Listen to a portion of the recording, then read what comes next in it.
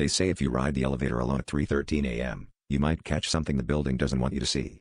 I never believed in urban legends, until last night, when the elevator in my apartment skipped from 12 to 14 like always, but then jolted and stopped at a floor that shouldn't exist.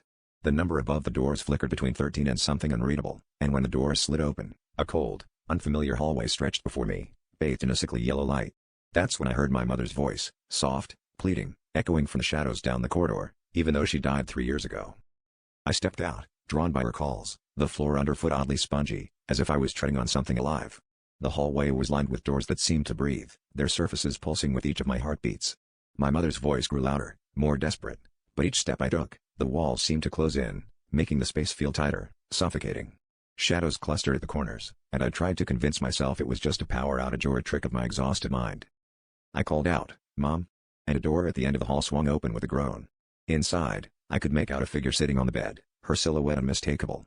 But as I drew closer, I noticed her limbs were wrong, stretched and jointed like a marionette. Her head lolled at an unnatural angle as she beckoned me.